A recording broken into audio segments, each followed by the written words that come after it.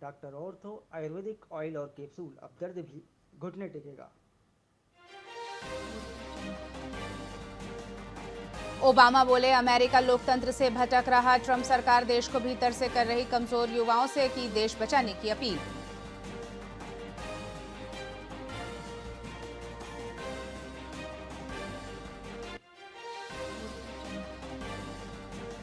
भारत ने सीमा तनाव कम करने के लिए चीन को दिए 4 सुझाव। कैलाश मानसरोवर यात्रा शुरू होने पर जताई खुशी। शांतिपूर्ण समाधान पर दिया जोर।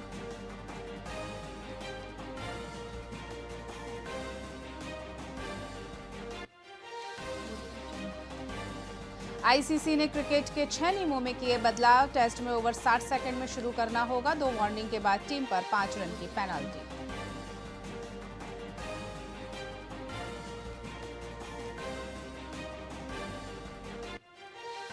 सेंसेक्स 150 अंक चढ़कर 83,900 पर पहुंचा। निफ्टी में 50 अंकों की तेजी। मेटल और सरकारी बैंक शेयरों में उछाल।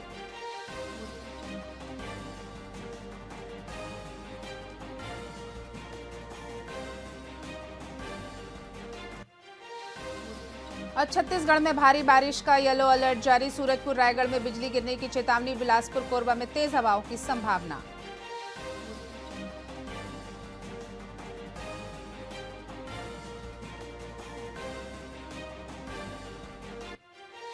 नमस्कार, स्वागत है आपका वीआईपी न्यूज में। मैं हूं आपके साथ डॉक्टर रानी रैकवार। छत्तीसगढ़ की खबरों की शुरुआत करते हैं और खबर रायपुर से।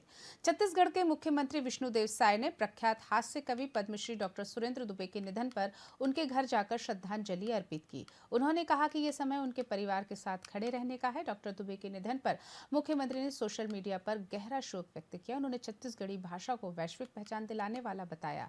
उन्होंने डॉक्टर दुबे की अनूठी रचनात्मकता और समाज में हंसी फैलाने के योगदान को सराहा। डॉक्टर सुरेंद्र दुबे का निधन हार्ट अटैक से हुआ। उनकी अंतिम यात्रा 27 जून को सुबेरे लगभग 10:30 बजे उनके निवास से शुरू होगी, जिसमें कई प्रसिद्ध कवियों की उपस्थिति रहेगी। साहित्य जगत में उनके निधन के बाद शोक की लहर है।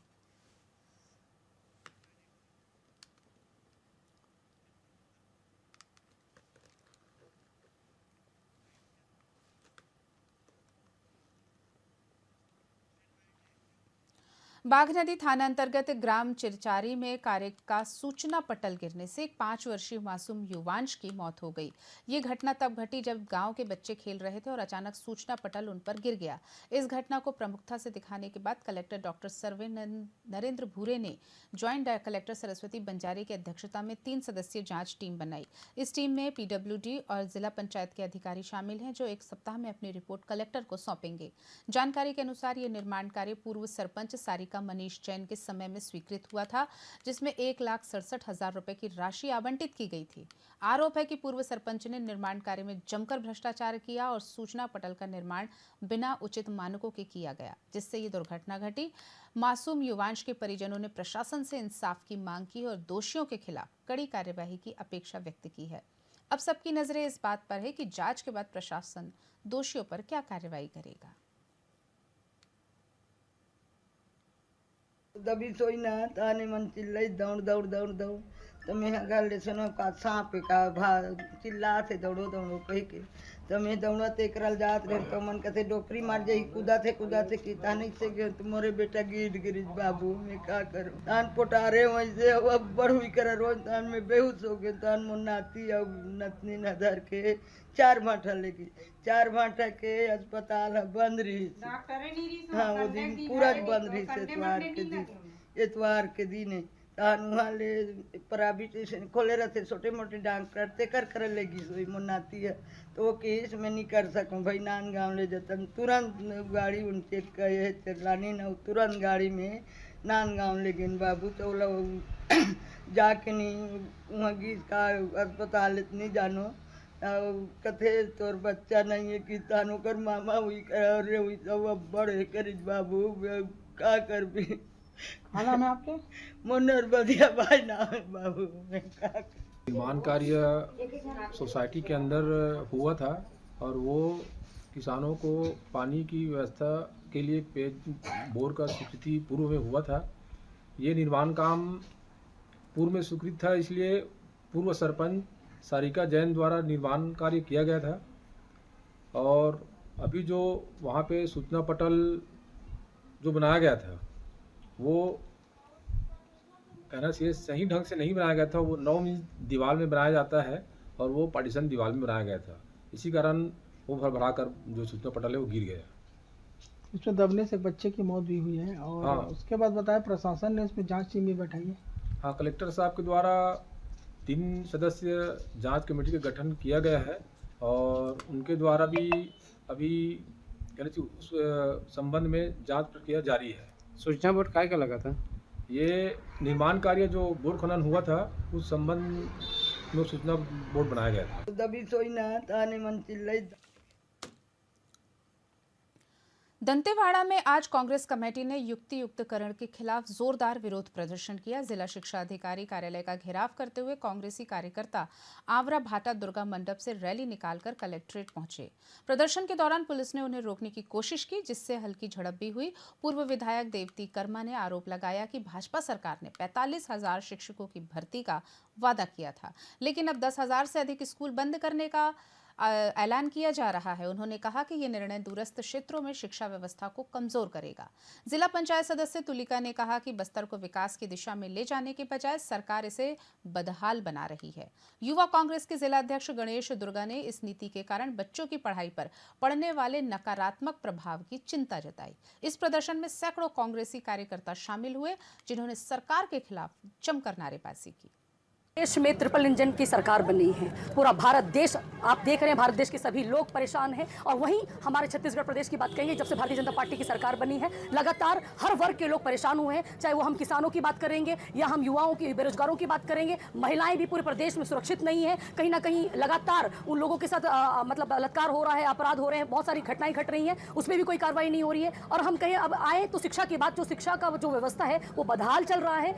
युक्तियुक्तिकरण के नाम से जो भारतीय जनता पार्टी की सरकार पूरे प्रदेश में ये जो चला रही है अभियान, इसके मैं सबसे पहले कहना चाहूंगी, जैसे चूंकि हमारा जो बस्तर में सुकमा, बीजापुर, दंतेवाड़ा ये अति संवेदनशील क्षेत्र है। इन क्षेत्रों में जो शिक्षक जो बेचारे अंदरूनी क्षेत्रों में शिक्षा दे रहे थे, कई वर्षों से पढ़ा रहे थे, उन लोगों के साथ बड़ा मतलब ये कहा जाएगा कि ये दुर्भाग्यपूर्ण है कि जिस बस्तर को शिक्षा के माध्यम से हम आगे प्रदेश में आगे बढ़ा रहे थे, आज उन्हीं स्कूलों को अंदरूनी क्षेत्रों में बंद किया जा रहा है और उन टीचरों को आप इधर से उधर कर रहे हैं, जिसमें हमारी कई महिलाएं बहनें जो हैं, जो शिक्षक हैं, वो कहीं कहना प्रभावित हो रही है। उन लोगों को अंदरूनी क्षेत्रों में भेजा जा रहा है। जो कई विकलांग हैं और कई हमारे ऐसे जो हैं जो बहुत बुजुर्ग हैं, उन लोगों को भी अंदर क्षेत्रों में उन लोगों को नियुक्ति दिया जा रहा है। साथ ही एक चीज़ और मैं आप लोगों को बताना चाहूंगी कि विगत 13 वर्ष से हमारे क्षेत्रों में सुकमा, बीजापुर, दंतेवाड़ा जिलों में अतिथि शिक्षक के रूप में हमारे टीचर्स जो बच्चे हैं, उन्हीं क्षेत्रों में जो 12th पास करके जो बच्चे अंदर शिक्षा दे रहे थे कई वर्षों से, और जो शिक्षा के स्तर को उन्होंने आगे बढ़ाया, उन टीचरों के भी अभी उन लोगों को भी हटाया जा रहा है। ये सुनने में आ रहा है, जो इतने साल से वो पढ़ा रहे थे, क्योंकि अंदरूनी क्षेत्रों में शिक्षक जा नहीं पाते थे, तो उन्हीं क्षेत्रों में जो 12वीं पढ़े हुए बच्चियां थी, जो बच्चे थे, वो वहां शिक्षा दे रहे थे, आज उनको भी हटा दिया जा रहा है। साथ ही आप इसमें तीसरा बताएंगे कि जो रसोइया थे, चाहे उसमें जितने लोग हमारे जुड़े थे, सबको कहीं ना कहीं नुकसान हुआ है। और एक चीज कहना चाहूंगी, जो बड़े मुश्किल से हर गांव में, एक पंचायतों में एक स्कूल चल रहा है, आप उस स्कूल को बंद करके, क्या बड़े मुश्किल से तो 10-15 बच्चे वहां पढ़ने आते थे, आप उन स्कूलों को बंद कर रहे हैं और उनको कहीं और शिफ्ट कर रहे हैं, तो क्या हमारे बच्चों के लिए क्या वहां गाड़ी की व्यवस्था की जा रही है, क्या बसों की व्यवस्था की जा रही है? इसका जिम्मेदार कौन है? ऐसी सरकार को उखाड़ के फेंकना बहुत जरूरी है और जनता देख रही है लगातार ये सभी पूरे क्षेत्र में कि ये जो विरोध है, और अगर ये अपने आप को नहीं वो करेंगे तो एक बहुत बड़ा आंदोलन होने वाला है। बेमेतरा जिले में प्रदेश कांग्रेस कमेटी के निर्देशानुसार शिक्षा विभाग में युक्तियुक्तकरण के नाम पर भ्रष्टाचार और अनियमितताओं के खिलाफ जिला कांग्रेस अध्यक्ष आशीष छाबड़ा के नेतृत्व में जिला शिक्षा अधिकारी कार्यालय का घेराव किया गया। कांग्रेस ने आरोप लगाया कि प्रशासन युक्तियुक्तकरण के नाम पर प्रदेश में स्कूलों को बंद कर रहा है, जबकि शराब की दुकानों का संचालन बढ़ रहा है। इसके अलावा डीएमएफ फंड में बड़ा घोटाला भी सामने आया है। जिले में 320 स्कूलों के युक्तियुक्तकरण में घोर अनियमितता बरती गई है, जिसमें सीनियर शिक्षकों को जूनियर के रूप में सूचीबद्ध किया गया है और विकलांग शिक्षकों को बिना विचार किए शामिल किया गया है। जिलाध्यक्ष आशीष छाबड़ा ने कहा कि शासन के आदेशों के बावजूद कई शिक्षकों का संलग्नीकरण अब भी जारी है, जिसमें मूल शालाओं में शिक्षकों की कमी हो रही है। उन्होंने भाजपा सरकार के कुशासन की आलोचना करते हुए चेतावनी दी है कि यदि 1 सप्ताह के भीतर सुधार नहीं हुआ तो कांग्रेस उग्र आंदोलन करेगी। देश पर जिला कांग्रेस कमेटी के माध्यम से जिले के पूरे कांग्रेस जन आज आके डीओ कार्यालय का घेराव किए हैं। उसमें जो हमारी पहली मांग है, युक्तियुक्तिकरण को सरकार तत्काल बंद करे। स्कूल जो बंद करने का काम कर रही है उससे कई लोगों के रोजगार के संकट आने वाले हैं। बल्कि सरकार ने तो नए भर्तियों के बारे में कहा था, और यहाँ तो स्कूल बंद करने का काम भारतीय जनता पार्टी की सरकार षड्यंत्र पूर्वक कर रही है। और ये जो आप डीओ कार्यालय देख रहे हैं ना, ये बेमेतरा के भ्रष्टाचार की जीती जाती इमारत है। सबसे बड़ा भ्रष्टाचार पूरे बेमेतरा जिले का इस डीओ कार्यालय में हुआ है। आप डीएमएफ के माध्यम से जो खरीदी हुई है, आप जाके जिम के सामग्री को देखिए, लाखों रुपए की सामग्री और युक्तिकरण के नाम से, पोस्टिंग के नाम से डीओ कार्यालय से लाखों रुपए का गोलमाल किया गया है। मेरा तो आरोप है, उस पूरी अगर भ्रष्टाचार की जांच की जाएगी ना, तो पूरे प्रदेश का सबसे बड़ा शिक्षा का घोटाला बेमेतरा जिला उसमें नाम आएगा। 10,000 स्कूल बंद किया गया करने का सोच रहे हैं छत्तीसगढ़ में अभी सरकार, भाजपा सरकार। उसके विरोध में हम लोग आए हैं, क्योंकि इसका बहुत ज्यादा ही प्रभाव बच्चों के भविष्य के ऊपर पड़ रहा है। क्योंकि शिक्षक भी नहीं है स्कूलों में, और आत्मानंद के बच्चे लोग जो गए थे कलेक्ट्रेट, तो वो बोलते हैं डीओ सर के पास जाओ, डीओ सर बोलते हैं कलेक्ट्रेट में जाओ। तो बच्चे आखिर जाए तो जाए कहाँ? स्कूल के प्राचार्य बोलते हैं कि एलईडी से पढ़ाई करो या फिर टीसी ले लो। तो ये कौन सी प्रकार की जवाबदारी है प्राचार्य की? बच्चे का भविष्य तो अधर में लटक गया है कुल मिला के।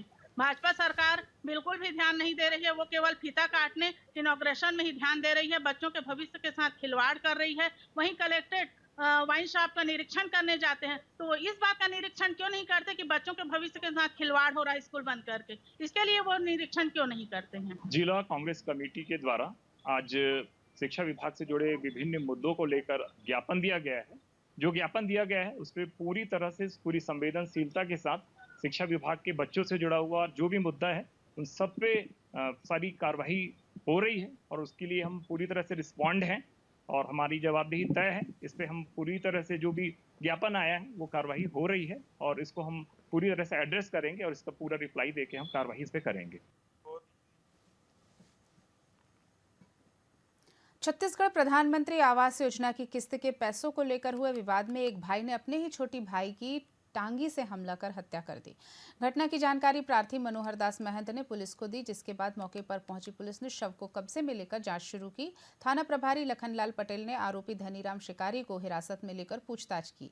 पूछताछ में आरोपी ने जुर्म कबूल करते हुए बताया कि प्रधानमंत्री आवास योजना की 40,000 रुपए की किस्त पिता के खाते में आई थी, मगर आधा पैसा मांगने पर मनीराम से विवाद हुआ। पुलिस ने आरोपी को गिरफ्तार कर आगे की कार्यवाही शुरू कर दी है।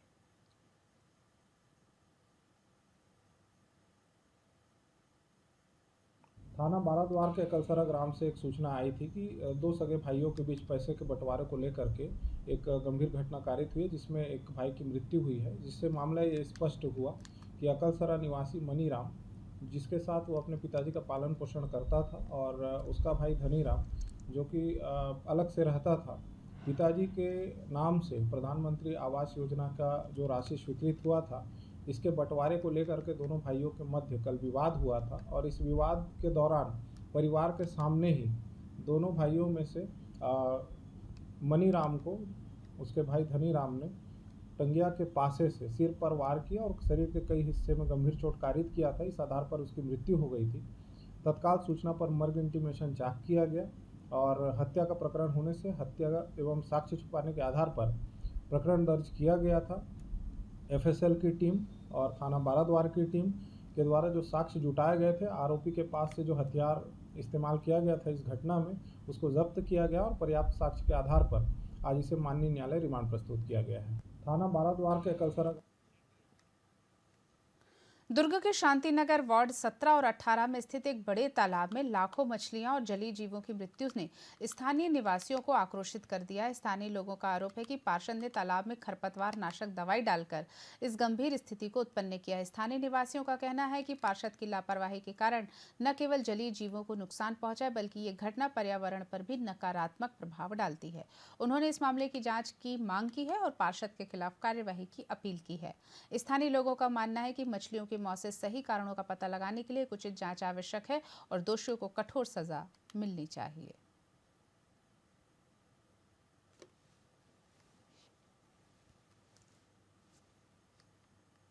बहुत ही गंभीर लापरवाही नगर निगम द्वारा किया गया है।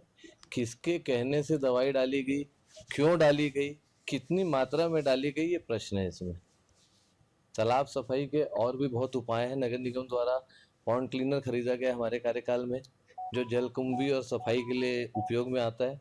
उस पॉन्ड क्लीनर का उपयोग करना था। आप देख रहे हैं रोजगार के लिए 2 परिवार खड़ा है। ये हजारों लोगों के निस्तारी के उपयोग में आता है ये तालाब। लगभग 10,000 की आबादी शांति नगर, शक्ति नगर, कादम्बरी नगर, जवाहर नगर, महात्मा गांधी नगर, यहाँ के लोग यहाँ निस्तारी में आते हैं और अनेक उपयोग में आता है। तो ये जो गंभीर कृत्य जिसने भी किया है ये क्षमा योग्य नहीं है। लाखों मछलियां इसमें मर गई है, चारों तरफ बदबू फैली हुई है, जनजीवन पूरी तरीके से अस्त व्यस्त है और गंभीर बीमारी होने की भी आशंका है। आप जैसे देख रहे हैं कि हम लोग खुद यहाँ खड़े होने की स्थिति में नहीं है, पूरा तालाब काला पड़ गया है। पहले तो जल कुंभी के लिए हम लोगों ने मशीन खरीदी, पॉन्ड क्लीनर इसीलिए खरीदा रहे करोड़ों रुपए खर्चा करके कि इसके उपयोग में आए। वही तो मैं पूछना चाह रहा हूँ, क्यों नगर निगम ने ऐसा किया, किससे पूछ के किया, कितनी मात्रा में दवाई डाली गई, ये एक जांच का विषय है। स्थिति वास्तव में अच्छी नहीं है, पर वहाँ के लोग आए हुए थे। दिलीप साहू जी थे जो पूर्व पार्षद हैं, भरत यादव जी हैं वहाँ के पास में रहने वाले, और वर्तमान में जो पार्षद है सुरुचि उमरे जी, उसी वार्ड की निवासी अंजू तिवारी जी, लोग सब लोग आए थे। ये लोग का कहना था कि ये हर साल का है, ये पहली बार नहीं हुआ। और बात रही जो केमिकल अप्लाई की, केमिकल अप्लाई हुए मेरे ख्याल से महीने से ऊपर हो चुका है। वही केमिकल वार्ड नंबर 48 में प्रयोग किया गया, तालाब पूरा साफ हुआ है और एक भी मछली नहीं मरी है।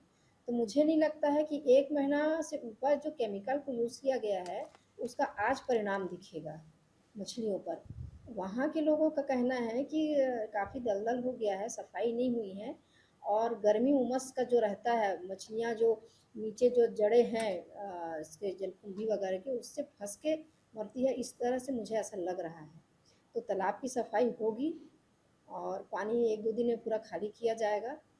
कोशिश करेंगे कि जितना दलदल साफ़ कर सके साफ़ करेंगे और उसके बाद पानी फिर से भरा जाएगा। आम जनता या फिर आम कुछ जो डिस्ट्रक्टिव माइंड के कोई यदि ऐसा कुछ कर दिया होगा जानबूझ के बदनाम करने के लिए, तो इस पर अभी कोई जानकारी सामने नहीं आई है और यदि ऐसा हुआ होगा तो कड़ी कार्यवाही की जाएगी। बहुत